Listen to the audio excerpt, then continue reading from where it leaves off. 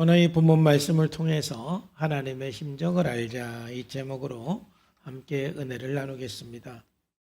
누가복음 15장은 잃어버렸다가 다시 찾은 세 가지 비유가 나옵니다. 첫 번째 비유는 잃어버린 양을 다시 찾은 이야기이고, 두 번째 비유는 잃어버렸던 드라크마를 다시 찾은 이야기입니다. 그리고 세 번째 비유는 오늘 우리가 함께 읽은 잃어버렸던 아들을 다시 찾은 이야기입니다. 이 이야기는 누가복음에서 가장 아름답고 감동적인 이야기이기도 합니다. 이 세 가지 비유는 공통주제가 있죠. 공통주제는 잃어버렸다가 찾은 것입니다. 그리고 즐거움입니다. 기쁨입니다. 오늘 말씀은 우리가 흔히 탕자의 비유다 이렇게 우리가 알고 있고, 그래서 탕자라는 말을 우리가 들어보지 않은 사람은 없지요. 근데 오늘 이야기는 아버지와 두 아들의 이야기이고, 주인공은 누구겠습니까? 아버지가 주인공이겠어요? 큰아들이 주인공이겠어요? 둘째 아들이 주인공이겠어요? 주인공은 아버지입니다. 아버지의 사랑을 우리들에게 보여주기 위해서 비유로 예수님께서 하신 말씀이에요. 다 알지만 다시 한번 이 내용을 좀 우리 간단히 살펴보면은, 어떤 아버지에게 두 아들이 있었죠. 그런데 그 아들 중에 둘째가 어느 날 아버지에게 요청을 합니다. 아버지, 내게 돌아올 분깃, 유산을 나에게 좀 먼저 주십시오 하고 말도 안 되는 요청을 하는 것입니다. 정말 무례한 요청이죠. 유산을 주는 것은 아버지의 그 의지에 있는 것이고, 그리고 그것은 부모님이 돌아가셨을 때 받는 것인데, 이 둘째 아들이 그 유산을 미리 달라고 요청을 하는 것이니까 참이 얼마나 무례한 요청입니까? 그런데 이 아버지가 12절 마지막 부분에 보면은 그 둘째 아들의 요청을 들어서 그 유산을 분배해 줍니다. 아버지가 그 살림을 각각 나누어 주었더니, 각각 나누어 주었으니까 큰 아들에게도 나누어 준 것이죠. 그 당시에 유산은 그 장남에게는 2배를 주는 그런 그 풍습이 있었기 때문에 큰 아들에게는 3분의 2 유산을 주고, 작은 아들에게는 3분의 1 유산을 이제 각각 나누어 주었습니다. 3분의 1을 둘째 아들에게 주고 3분의 2는 큰 아들에게 이것은 네 것이다라고 이제 얘기를 한 것이죠. 야, 그랬더니 그 아버지가 이제 각각 나누어 주니까 둘째 아들은 그거를 바로 정리해 버렸습니다. 그 후 며칠이 안 돼서 둘째 아들이 재물을 다 모아가지고 먼 나라에 갔지요. 자기에게 받은 것을 다 정리를 해서 그 돈을 가지고 먼 나라에 갔습니다. 여러분, 사람은 철저하게 자유하고 또 독립하고 싶은 그런 욕구가 있습니다. 얽매이는 것을 사람들은 싫어합니다. 그런데 사랑은 또 뭔가 구속이 있는 것이 사랑입니다. 그래서 사랑하면 구속을 받게 되는 것이고, 그러면서 또 인간은 독립하고 자유하고 싶은 마음이 있는 거예요. 그래서 우리는 이 구속과 자유, 이 균형이 있어야 하는 것입니다. 사랑하기 때문에 내가 자유를 희생하고 어느 정도 자유를 포기하고 구속을 받는 것입니다. 또 그러면서 또 서로 사랑하기 때문에 또 서로의 자유를 존중해 줘야 하는 것입니다. 여러분들이 이 균형 속에서 아내는 남편에게 좀 구속을 받고, 남편은 아내에게 좀 구속을 받고, 부모는 자녀에게 구속을 받는 것이 건강한 거예요. 너무 자유롭게 사는 것도 건강하지 않는 것이고, 너무 구속을 많이 받는 것도 건강하지 않는 것이죠. 그런데 오늘 여기 둘째 아들 탕자는 아버지의 그 사랑, 아버지와 함께 사는 것을 그냥 너무 구속을 많이 받는 것이다 이렇게 생각을 했던 것 같아요. 그래서 그냥 자유하고 싶어서, 독립하고 싶어서 재산을 다 정리해서 먼 지방으로 떠나가 버렸습니다. 그는 자유롭게 살았습니다. 자, 그런데 문제는 무엇입니까? 말씀드린 것처럼 구속 없는 자유는 위험합니다. 구속 없는 자유는 결국 모든 것을 허랑방탕하게 만들어 버리는 것입니다. 그래서 우리는 구속이 없으면 안 되는 거예요. 자유가 좋기는 하지만은 전혀 구속이 없으면 그 자유는 반드시 방종하게 돼 있고 반드시 허랑방탕하게 되어 있습니다. 그래서 이 탕자도 아버지를 떠나서 독립하고 자유하고 싶어서 먼 나라로 갔지만은 더 이상 그를 구속하는 사람이 아무도 없었잖아요. 이제 아마 자유를 만끽했을 거예요. 야, 너무 좋다. 아버지의 구속이 없으니까 너무 좋다. 나 혼자 사니까 너무 좋다. 내가 하고 싶은 대로 하니까 너무 좋다. 처음에는 그 자유를 만끽하면서 기쁘기도 하고 행복하기도 했겠지만은 그러나 그 자유는 자기를 파괴하는 것입니다. 망하게 하는 것입니다.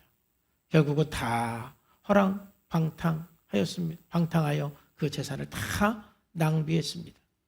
설상가상으로 모든 걸 다 낭비했는데 크게 흉년을 들어서 이제 먹을 것조차도 없게 되어서 어디 가서 일은 해야 되겠는데 일할 데도 없는 거예요. 그래서 찾다 할 수 없이 일하러 간 것이 바로 어느 집 머슴으로 가게 된 것입니다. 가서 그 나라 백성 중 한 사람에게 붙여 산다. 이게 붙여 사는 것은 우리나라 말로 말하면 그 집에 머슴살이를 하면서 이제 일하게 됐는데 그 머슴살이 할 때 거기에서 어떤 일을 맡게 됐느냐면은 들에 보내어서 돼지를 치게 했어요. 참 어떻게 또 이렇게 그 인생이 점점 힘들어지는지 모르겠어요. 왜냐하면 유대인들은 돼지고기를 먹지 않기 때문에 돼지를 치지 않습니다. 그래서 돼지를 치는 일은 가장 가증한 일이고 수치스러운 일로 생각을 하고 있는데 바로 이 둘째 아들은 머슴살이 하면서 또 맡은 일도 뭐냐? 돼지 치는 일을 하고 있는 거예요. 점점 그의 인생이 바닥을 치는 것을 보게 됩니다. 그런데 이제 그러면서 먹을 것도 없어서 배가 고파요.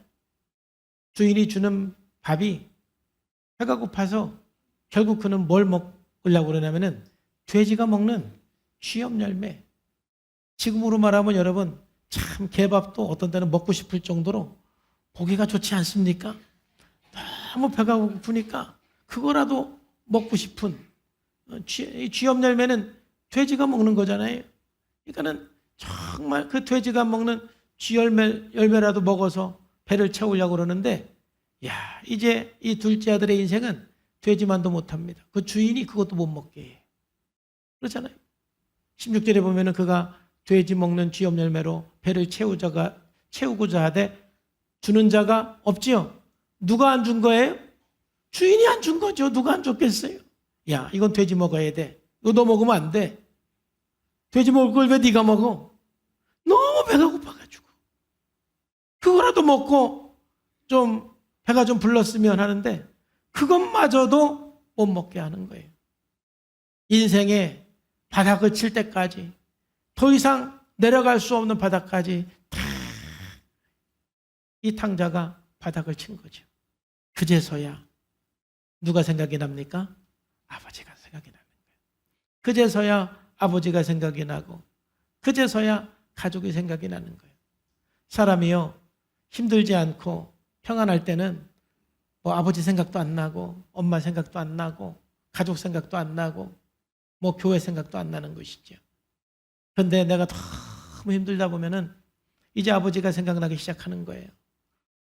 고향에 계신 엄마가 생각이 나고 가끔도 돌아가신 부모님이 생각이 나기도 하고 또 성도가 생각이 나고 목사님도 생각이 나고 가까이 있는 그 사람들이 내가 너무 힘들고 외롭고 고독할 때는 사람들이 막 생각이 나는 거예요.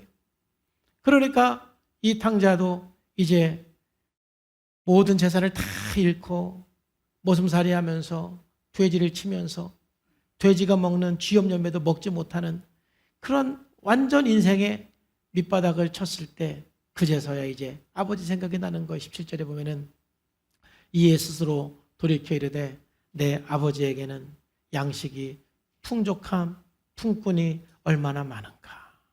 나는 여기서 추리어 죽는구나.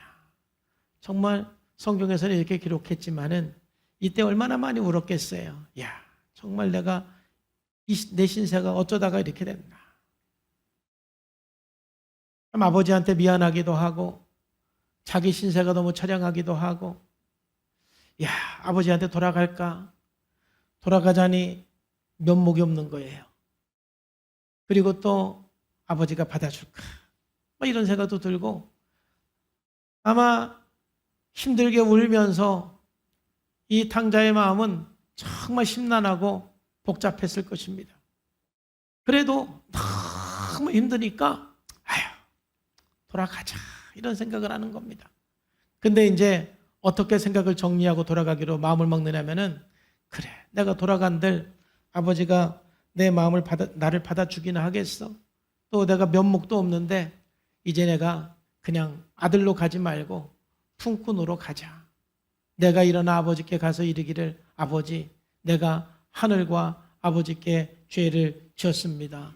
그러니 이제 나를 품꾼의 하나로 받아주십시오. 사정하면은 아버지가 나를 받아주고 품꾼으로 써주겠지. 이렇게 이제 생각을 좀 정리하고 아버지께로 돌아가기로 큰 결심을 했습니다. 돌아가면서 또 얼마나 마음이 무거웠겠어요. 정말 아버지가 나를 어떻게 대할까? 뭐라고 할까? 내가 품꾼으로 써달라고 하면은 품꾼이라도 써줄까? 별 생각을 다 하면서 아마 그 아버지께 그 가는 길이 세상에서 가장 먼 길이었을 거예요. 가장 힘든 길이었을 거예요. 그렇게 걱정하면서 고민하면서 아버지를 향해서 이렇게 한 걸음 한 걸음 가는데, 20절에 보니까 이게 웬일입니까? 20절 말씀에 보면은 이에 일어나 아버지께로 돌아가니라. 돌아갔어요. 그런데 아직도 거리가 먼데 아버지가 그를 보고 흔히 여겨 달려가 목을 안고 입을 맞췄어요. 아버지의 마음은 어떤 거예요? 한순간도 이 아들을 잃어버린 적이 없는 거예요. 뭘 하더라도 아들이 돌아오지 않을까. 항상 아들이 돌아올 수 있는 그 길목을 하루에도 수십 번씩 바라보면서 일을 했던 거예요. 일을 하면서 또 그 길을 돌아보고, 일을 하면서 또 아들이 돌아오는 그 길을 보고, 그게 1년이면 1년, 10년이면 10년, 하루도 빠짐없이 이 아버지는 아들이 돌아오는 것을 기다리고 바라보고 생각을 했던 거예요. 그렇기 때문에 그 아들이 돌아올 때 제일 먼저 알아본 사람이 누구냐면 그 아버지인 거지요. 빨리 있는데도 아들인 것을 다 알아보고 생각하지도 않고 그 아들을 향해서 달려갔어요. 그리고 그냥 아버지가 목을 안고 입을 맞췄어요. 탕자가 아버지한테, 아버지, 이제 내가 종으로 왔습니다. 말을 할 시간도 안 주고 그냥 목을 안고 입을 맞추고 아버지가 그냥 펑펑 울면서, 내 아들아, 이제 돌아왔느냐고 맞이해 주는 거예요. 이게 아버지의 마음인 것이지요. 이 아버지의 마음을 우리들에게 알려주고 싶은 거예요. 그러자 21절에 이제 탕자는 아버지에게 얘기하는 거예요. 아버지, 죄송합니다. 내가 아버지의 마음을 몰랐습니다. 아버지 마음을 아프게 했습니다. 내가 제 재산을 다 허랑방탕 낭비했습니다. 내가 이렇게 거지가 되었습니다. 그러니 내가 어찌 이제 아버지께 아들이라고 말할 수가 있겠습니까? 나는 아버지한테 이제 아들의 그 자격도 없습니다. 양심이 있는 것이죠. 이제 나를 아버지의 종으로 여겨서 품꾼으로 여겨주십시오 하고 이제 아버지에게 얘기했는데, 보니까 아버지는 그 아들의 말이 들리지도 않았던 것 같아요. 그게 무슨 소리냐 해서 종에게 얘기해서, 야, 가서 제일 좋은 옷을 빨리 우리 아들에게 갈아입혀라. 그리고 손가락질을 끼워라. 발에 신을 씻겨라. 야, 그리고 빨리 우리 아들이 돌아왔는데 송아지를 잡아서 우리 한번 같이 이 즐거움을 나누자, 이 기쁨을 나누자. 아버지가 이렇게 반응한 것이죠. 이게 아버지가 이 아들을 향한 사랑인 것입니다. 오늘 이 말씀을 통해서 우리가 왜 이 새생명 축제를 통해서 사람을 초청하고 전도를 해야 되는가? 이 아버지의 심정을 우리가 한번 생각하면서 여러분들이 정말 눈물로 기도하면서 여러분들의 VIP를 초청하고 전도하는 10월달 한 달이 되기를 주 예수님의 이름으로 축복합니다. 자, 첫 번째로는 우리가 전도하고 초청하는 것은 바로 이렇게 아버지 집으로 초청을 하는 거예요. 세상의 모든 사람, 하나님을 떠난 사람은 바로 이 탕자와 같은 사람인 거예요. 둘째 아들 이 탕자는 집을 떠나 독립하면은 행복할 줄 알았어요. 기쁨이 있을 줄 알았어요. 잘 될 줄 알았어요. 자유를 누릴 줄 알았어요. 그런데 아버지를 떠나서 누린 자유는 자유가 아니었어요. 그것은 자기를 파괴하는 것이었어요. 결국 모든 것을 잃어버리고 상실하고 남은 것은 가장 비참한 존재가 된 것입니다. 이것이 모든 인간의 모습인 것입니다. 우리 인간은 아담 때부터 하나님을 떠나면서 하나님으로부터 독립해서 살고자 하면서 인간에게 고통이 시작이 된 것이고 고독이 시작이 되고 아픔이 시작이 된 것입니다. 하나님 떠나서 자기 마음대로 살면은 자유를 누릴 줄로 착각을 했지만 그러나 그것은 자유가 아니라 자기를 파괴하는 것이었습니다. 그래서 하나님을 떠남으로 이제 우리들에게는 평강도 없고 행복도 없고 기쁨도 없고 하나님을 떠남으로 말미암아서 불안과 염려와 근심 속에 살 수밖에 없는 것이 점점 비참해질 수밖에 없는 것이 우리 인간의 모습인 거예요.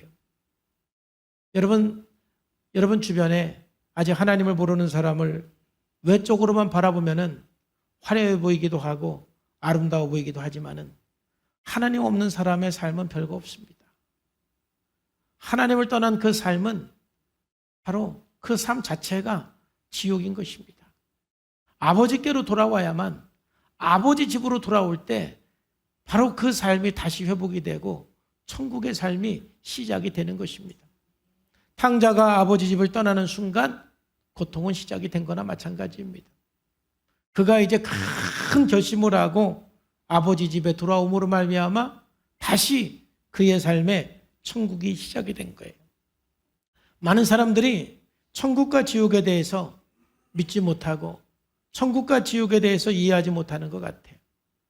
여러분, 천국과 지옥은 분명히 존재하고 천국과 지옥은 우리들에게 분명히 다가오고 있어요. 여러분, 천국은 무엇이고 지옥은 무엇입니까? 천국과 지옥을 여러분 너무 장소적인 개념으로 생각하지 말고 장소적인 개념을 포함해서 천국이라는 것은 하나님의 지배, 하나님의 통치가 있는 것이 바로 천국입니다. 이 탕자는 비록 약간의 자유가 희생되지만 아버지의 그 사랑의 통치, 아버지의 그 보호를 받는 그곳이 천국인 것입니다.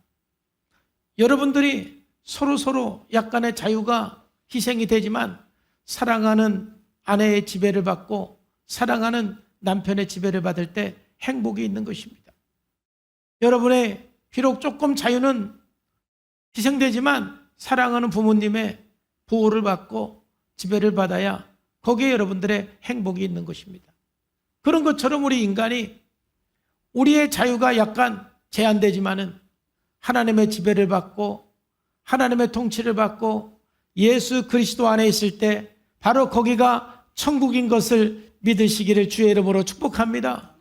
하나님의 사랑을 있는 곳, 하나님의 통치가 있는 곳이 천국인 거예요. 아무리 힘들고 고난이 있다 할지라도 주님의 통치 아래 있을 때, 주님의 은혜 아래 있을 때 거기가 바로 천국이 되는 거예요.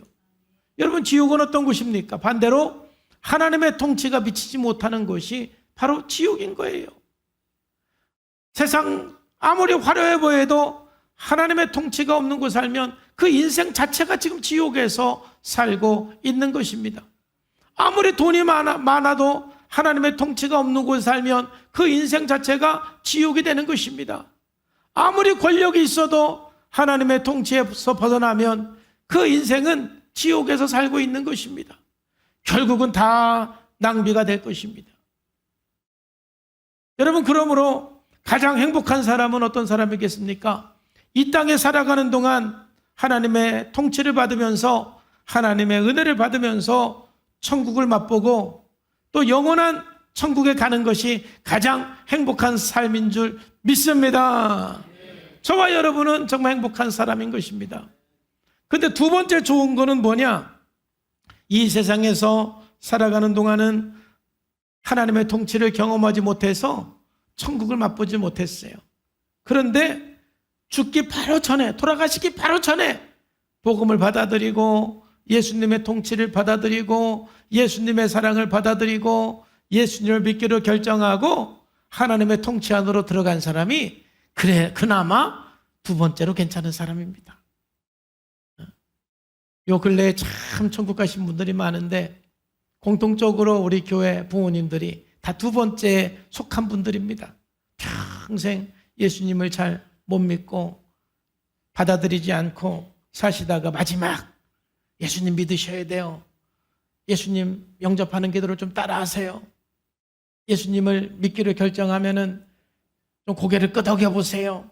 그래서 그냥 마지막에 예수님을 믿겠다고 해서 그 믿음이 얼마나 진실된지 안 된지는 우리는 모르지요. 하나님만 아시죠. 그렇지만 어쨌든 그 믿음이 진실되면 그래도 마지막 돌아가시기 전에 예수님을 받아들이고 영접해서 이제는 하나님의 통치 안으로 들어간 줄로 믿습니다. 그러면 천국에 들어가는 것이죠.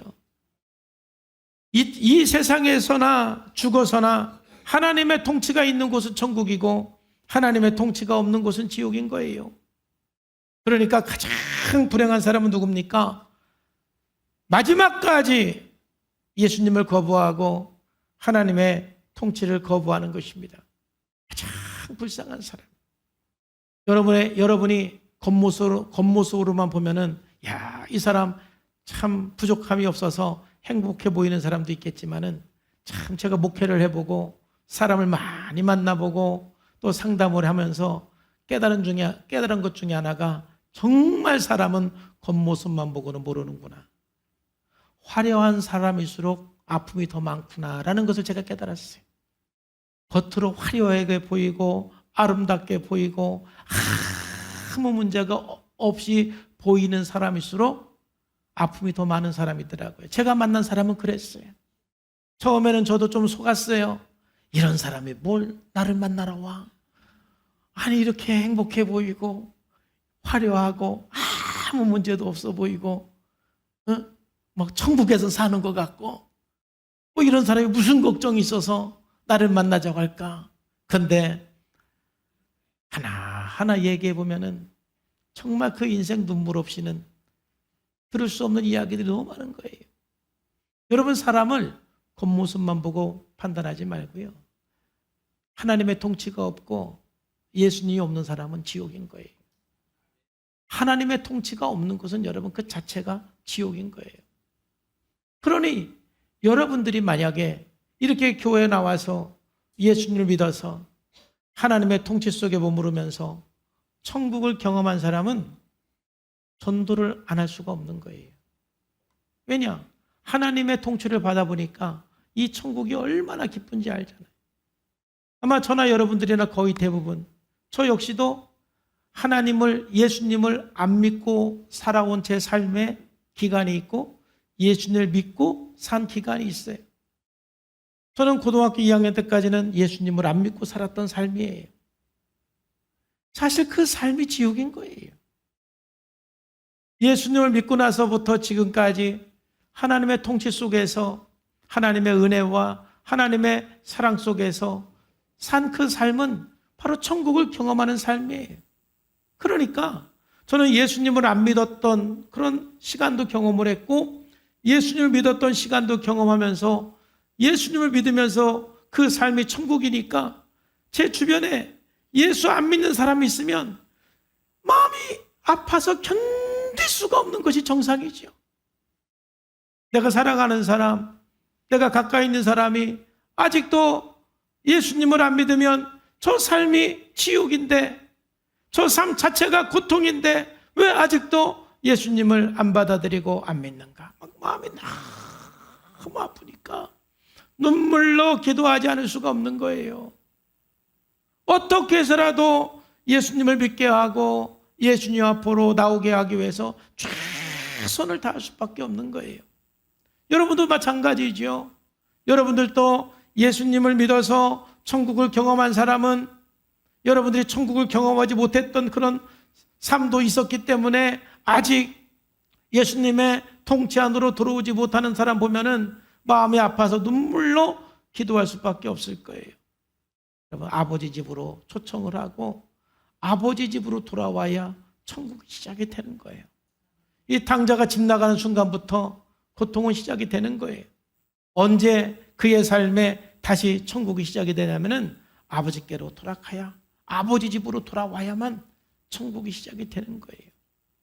여러분, 이 한 달 동안 여러분 주변에 아직 하나님을 모르고 천국을 경험하지 못한 그 사람들을 향해서 눈물로 기도하고 눈물로 초청하고 진정성을 가지고 초청하는 삶이 되기를 주님의 이름으로 축복합니다.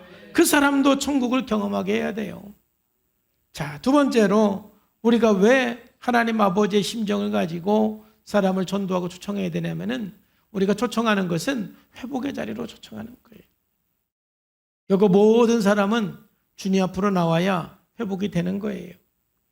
여러분이 탕자는 이제 아버지 곁을 떠나서 모든 것을 다 낭비하고 이제 본인 스스로가 아버지의 아들이라고 생각할 수 없는 그 지경까지 갔어요. 자, 그런데 그가 아버지 집으로 왔을 때 놀라운 것은 아버지가 모든 것을 회복시켜 주는 거예요. 그 아들이 돌아오자마자 아버지는 종들에게 이르되 제일 좋은 옷을 내어다가 입혀라. 자, 옷을 입힌 것은 무엇입니까? 바로 옷은, 그 당시는 그 옷은 신분을 얘기해요. 신분. 지금도 여러분 옷이 날개라고 여러분들이 옷을 어떻게 입었느냐에 따라서 사람들의 대우가 달라질 수도 있어요. 그 당시는 옷은 신분이었기 때문에 옷을 입혔다. 종이 입는 옷, 아들이 입는 옷이 다른 거예요.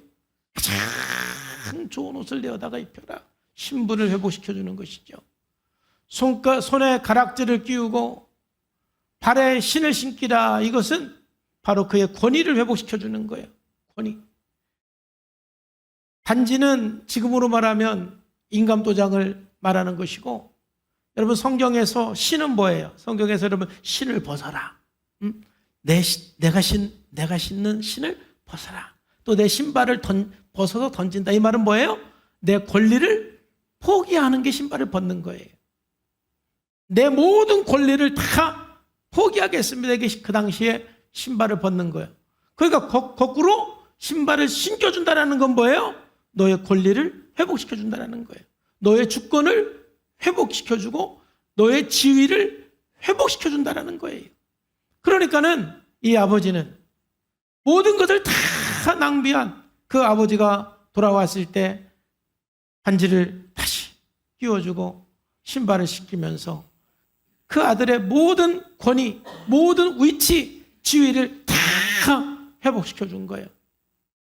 그리고 더 중요한 것은 23절에 그리고 살진 송아지를 끌어다가 잡으라. 우리가 먹고 즐기자. 최대한으로 같이 즐겼는데 이건 뭡니까? 바로 관계를 회복한 거예요.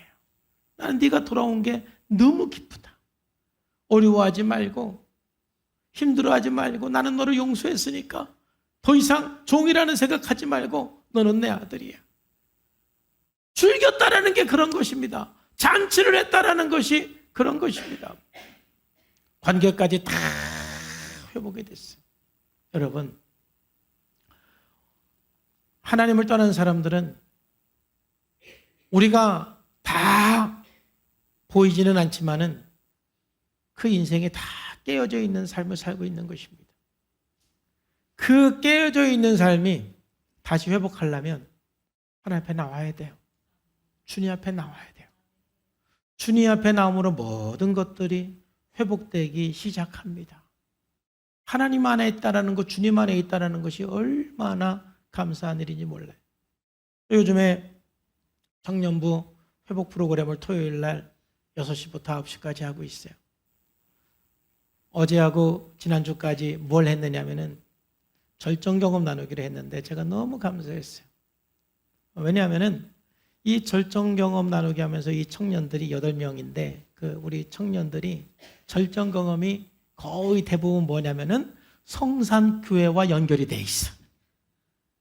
아울리치 간 거, 수련회 간 거, 하나님 만난 거, 교회에서 형들하고 축구한 거. 그들의 그 절정 경험은 거의 성산교회하고 다 연결이 돼 있어요. 그러니까 그들이 살아가면서 많은 아픔도 있고 상처도 있고 뭐 때로는 그들의 자서전적 그 소개서를 읽으면은 교회를 안 나오려고 청년부만 되면은 교회를 떠날 그런 생각도 했다는 글도 있고 뭐 별 내용들이 다 있는데 나중에 절정 경험 보니까 행복은 다 교회에서 있었더라고. 할렐루야. 너무 감사했어요. 그래서 우리 청년들을 위해서 우리가 아울리치 참 이렇게 최선을 다해서 우리 교회가 참 섬기고 우리 청년들을 이렇게 섬긴 게 막 너무 보람되고 감사했어요. 특별히 우리 청년들도 제주도 또 수련회 간 거 엄청난 또 이 피크더라고. 강원도에 가서 막 일한 거 다 피크예요. 그게 뭡니까? 피크라는 건 뭡니까? 그게 바로 그 인생의 회복이 되는 시간들인 거거든요. 여러분이 많은 상처와 아픔이 있지만 그런데 그 모든 상처들이 언제 싸매지냐면은 하나님 만나서 내 인생의 절정을 경험하고 또 교회에서 나누면서 인생의 절정을 경험하고 또 아울리치 가서 인생의 절정을 경험하고 수련회 가서 인생의 절정을 경험하고 그런 것들을 통해서 상처받았던 것들이 다 회복되는 시간들인 거예요. 그러니까 알게 모르게 제가 그 절정 경험을 쭉 보면서 정말 이 시간이 내가 회복된 시간입니다. 그걸 인식은 못하더라도 만약에 어제는 이제 민호 분석도 하고 절정 경험도 봤는데 야 민호야 네가 성산교회 안 나왔으면 어쩔 뻔했냐.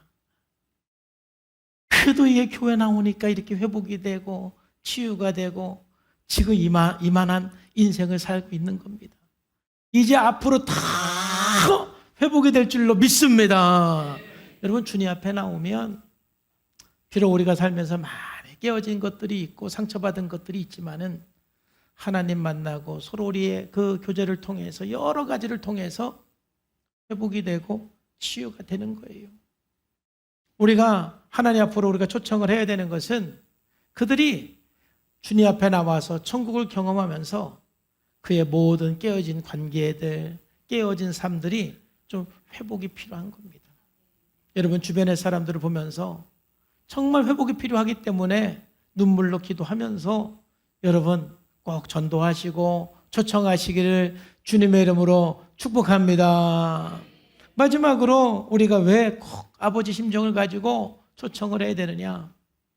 바로 세 번째 큰아들을 통해서 우리가 조금 제가 생각을 했는데 이 큰아들을 보면서 우리들도 주님 안에서 끊임없이 또 회복해야 되는 부분이고 특별히 아직 주님 앞에 나오지 않는 사람들에게 꼭 필요한 것은 뭐냐면은 바로 오해를 풀어주는 자리로 초청을 해야 돼요.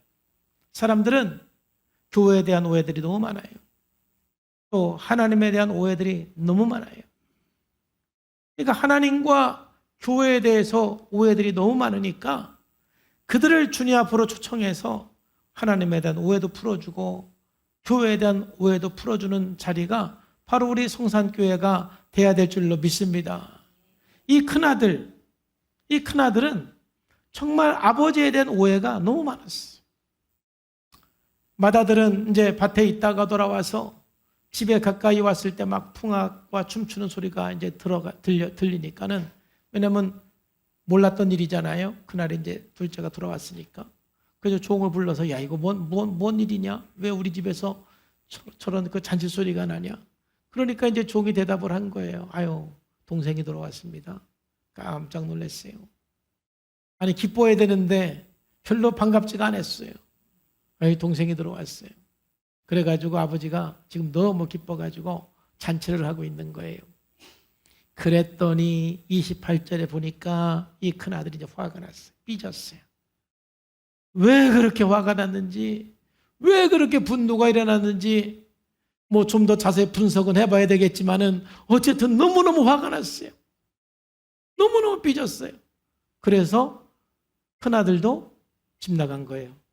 여기서 집 나갔다는 건 안 들어갔다는 뜻이에요. 안 들어가 집에.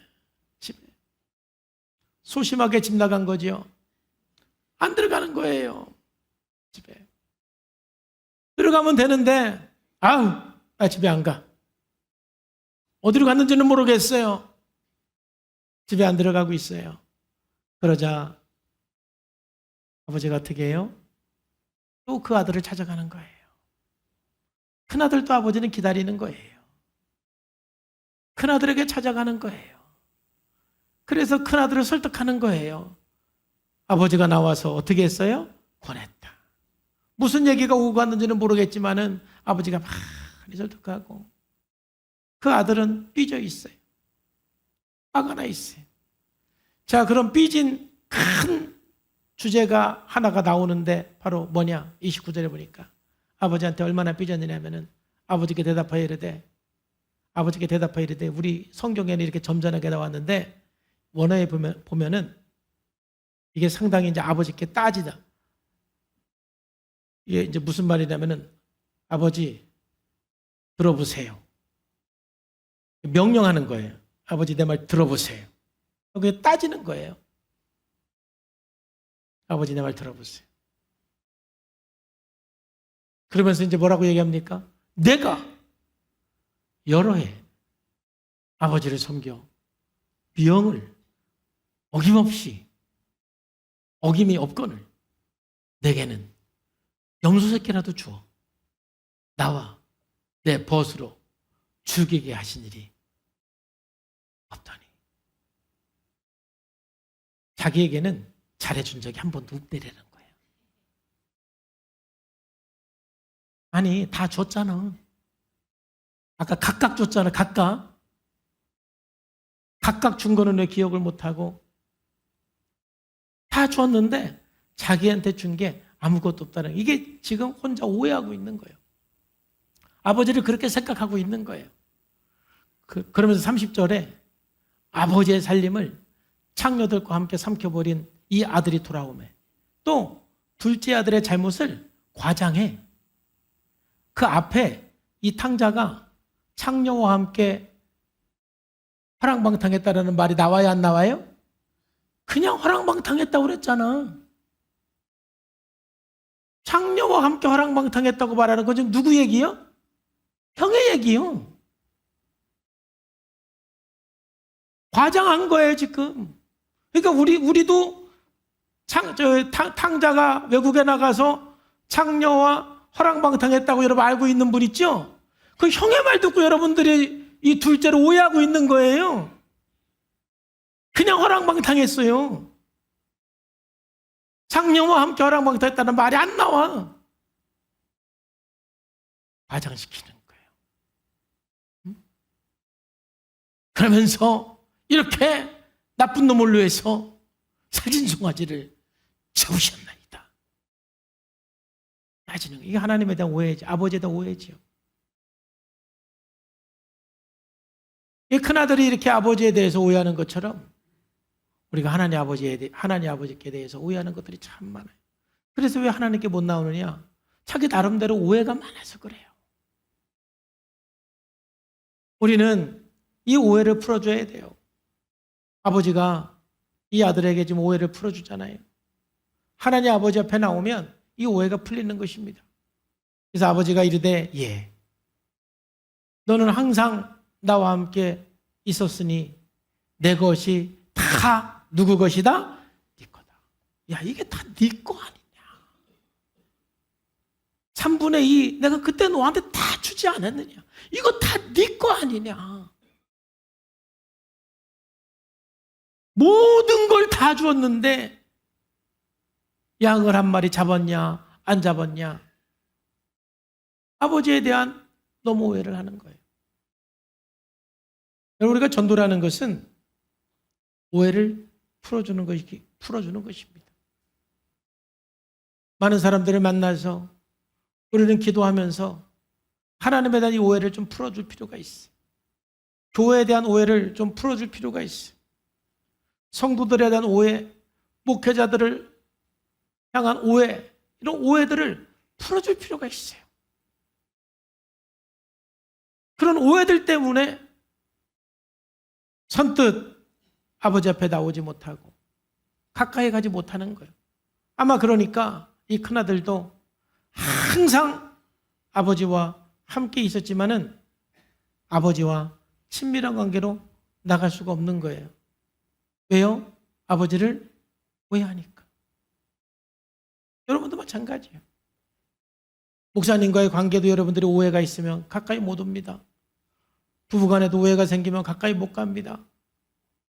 하나님께도 오해가 있으면 가까이 못 갑니다.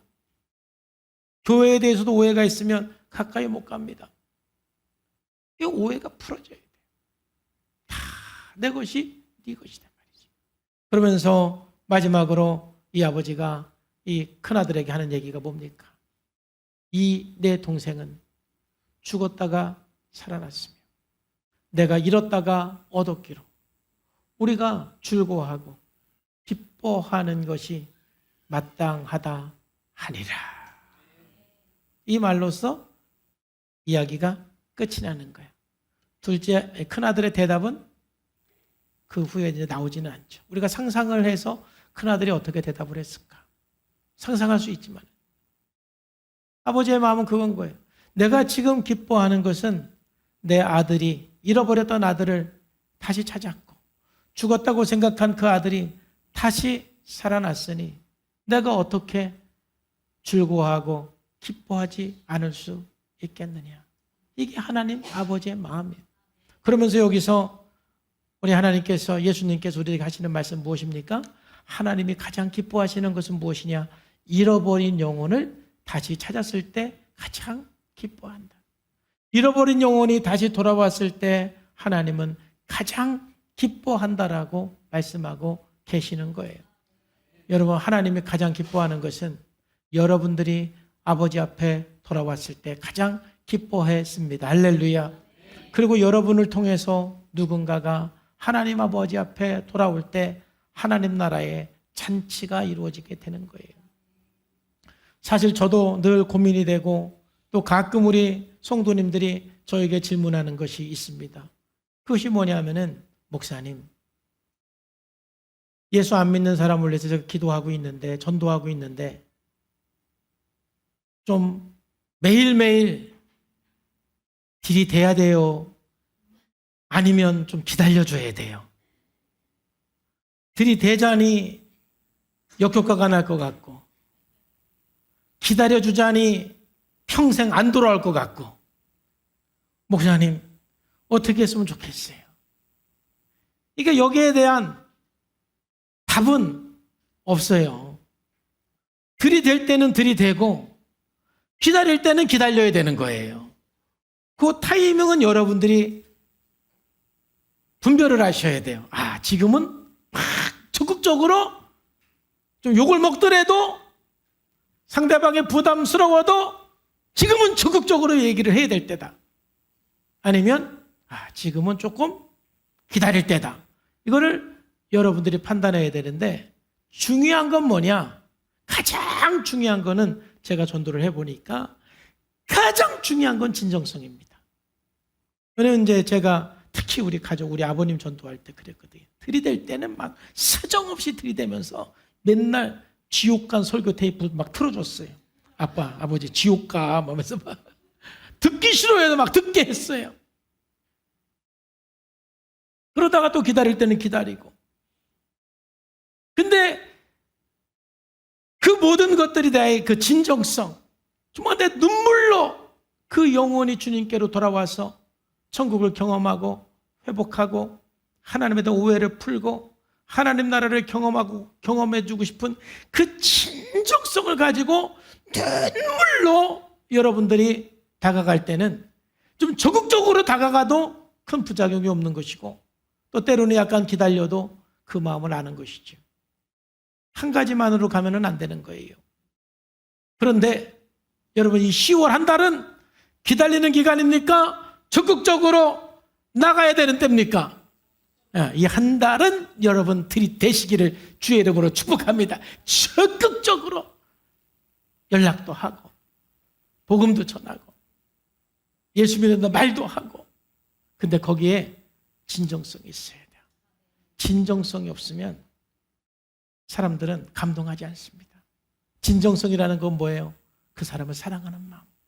나를 위해서가 아니라 진짜 그 사람을 위해서.